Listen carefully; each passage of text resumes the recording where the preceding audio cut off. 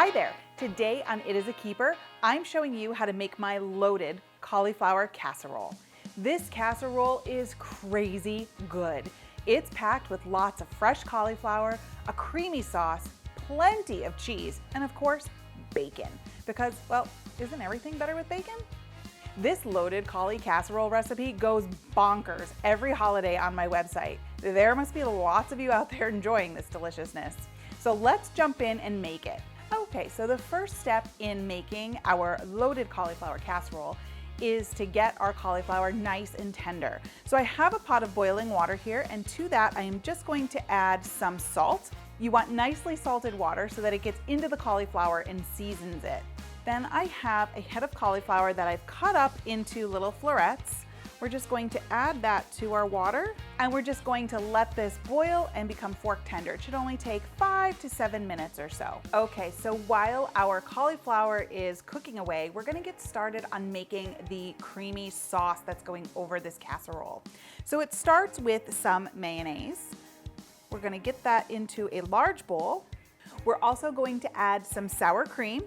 Then we're going to add some bacon. So it's just cooked and crumbled. I pre-did that before we started. I'm going to add some of my house seasoning blend, and you can get the recipe right here. It'll be down in the description. I also have some chopped green onions. I have the green part and the white part that I've cut up because the flavor is really in the white part, but the green part looks so nice in the recipe. So I have both there. And then we're going to add 2 kinds of cheese to this recipe. So I have some shredded cheddar cheese, and I also have some shredded Colby Jack.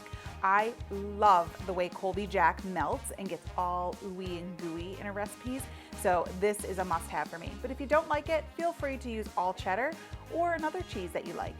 So now that we have all those ingredients in the bowl, I'm just going to stir them all together and get everything combined. So really this is a lot like a loaded baked potato. So it's got a lot of the similar flavors that you would find in a loaded baked potato, but we're cutting the carbs and we're using cauliflower instead.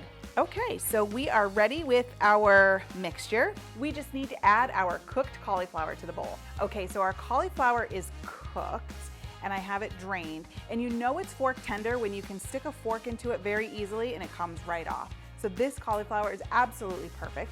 We're just going to pour that into the bowl. Just make sure everything gets a nice coating. Okay, so we have our 13 by 9 baking dish here. I'm just going to transfer everything in there, making sure to get all that yummy sauce. We're just going to spread it around.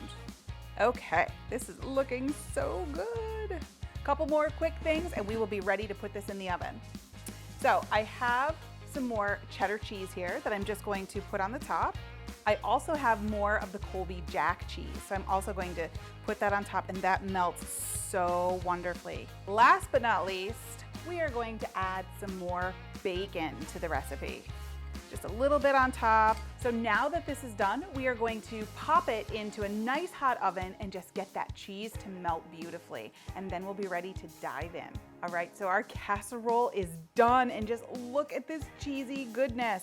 It smells fantastic. One quick thing I want to do, I'm going to add some sliced green onions to the top. It adds a nice bit of color, plus it also gives a little more of that fresh oniony flavor. It looks so pretty. Okay, let's give this casserole a taste. I cannot wait to get my fork into it. Make sure you get some bacon and some onion. I'm telling you, I challenge you to not like this casserole. It is that good. Even if you don't like cauliflower, you will love this. It is so tasty. The onions and the bacon and the cheese and the creamy sauce.